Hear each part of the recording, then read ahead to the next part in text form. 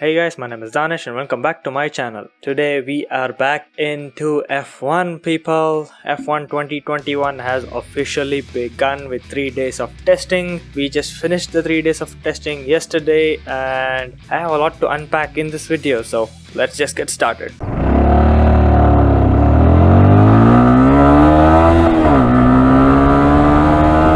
So let's just talk about the driver lineup that we have right now, and everything is concrete, everything is pakka, and it was really concrete last year as well when I made the last video of everything I knew about. The only one person who was left out was Hamilton, but let's recap through all of that. So I have the list of all the original drivers right here. The newcomers are Nikita Mazepin coming to Haas, Mick Schumacher, yay, coming to Haas, Yuki Tsunoda coming to AlphaTauri, and Fernando Alonso is back into Formula 1 with the team he won his championships when it was Renault. I'll get to the rebranding in a bit. And the people who switched inside the F1 lobby as well are Daniel Ricciardo, who went from Renault to McLaren, Carlos Sainz Jr., who went from McLaren to Ferrari, Vettel, who went from Ferrari to Racing Point with rebranding, and Sergio Perez, who went from Racing Point to Red Bull. That was a deserved seat for him. Now coming on to the changes of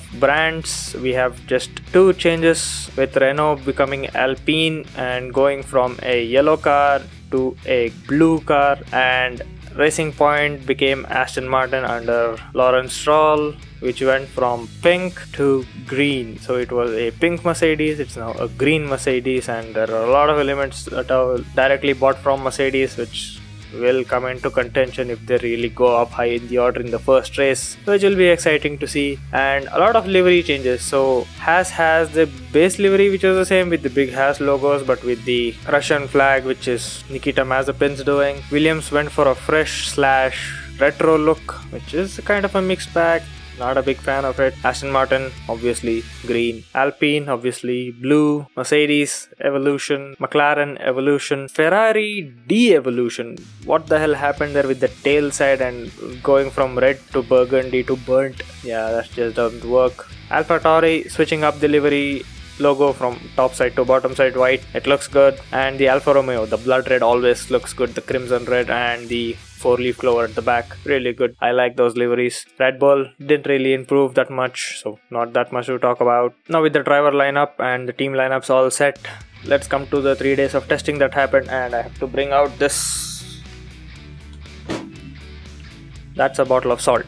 You're gonna need this to take out any sort of relevance or future predictions that you can make with this testing results, because it's not worth it. Because with the 5 different tire compounds, different fuel loads, different programs, so people who are running race simulations, people who are doing qualifying simulations, suspension testing, front wing testing, load testing, rear wing testing, cooling testing, understanding the tires, understanding the tire windows, all of these factors come into play and don't really help you to understand which car is faster and which car is slower. And there are a lot of YouTube channels that go like, okay, this year Red Bull is gonna win, this year Ferrari is gonna win. It never happens. It's going to be Mercedes. They are sandbagging, and if they aren't sandbagging, they will improve the car as much as they can and be the top by the first or second race. It's obvious. Until the changes come in the regulations for 2022, we can't just hope for some other team to come up.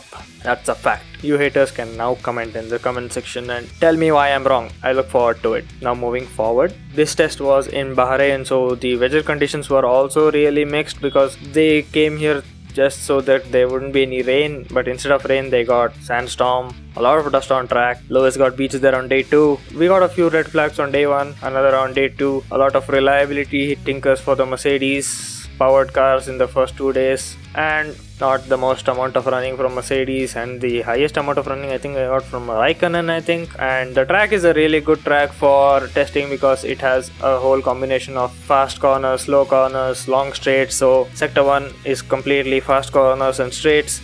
Sector 2 is a technical bit with a lot of corners, and Sector 3 is again the fast corners with all the straights. So it is a good track to understand your vehicle and get the most out of it. So let me just summarize what happened in this preseason testing of 3 days here. And that is, number 1, Haas is probably going to be last or very close to the bottom because they are not developing the 2021 car and they are developing the 2022 car instead and saving time and resources and putting it over there. So they are probably going to be bottom of the pack, and this gives me a bit of hope because Williams can come down from the bottom to the top. And this is also looking good for Williams because they used to use their own transmissions before, and now they have gone for Mercedes bought transmissions and rear end as well, like Aston Martin has been doing as well. That's a good takeaway, just so we can see Williams in the midfield. Aston Martin and McLaren do look good to fight in the midfield and also come up and fight with the top teams if Mercedes has that beautiful powertrain as well. Fernando Alonso looks ready to race, even though he had an accident and had a broken jaw and has titanium plates in his lower jaw, which is going to stay there for the whole year. He set up a lot of laps in the testing and he looks raring and ready to go even after 2 years of not being in F1. But the important thing is he was doing other things like WEC and Daytona, so he wasn't really sitting at home holding his hands. He was working and racing and exercising, so he really is ready to race in F1. McLaren coming to Mercedes, which makes Mercedes powertrain in 4 teams, Ferrari powertrain in 3 teams, Honda powertrain in 2 teams, and Renault,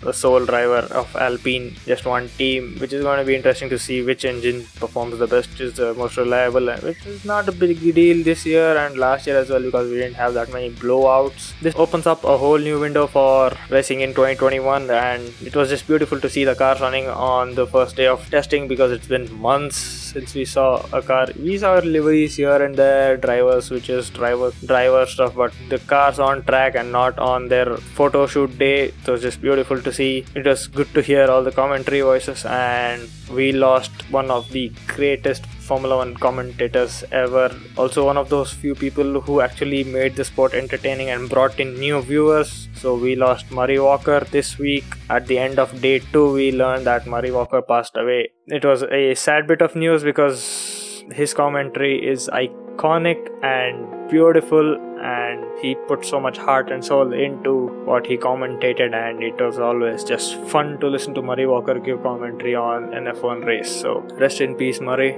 Hopefully you're commentating with James Hunt from the heavens. Good night, everybody.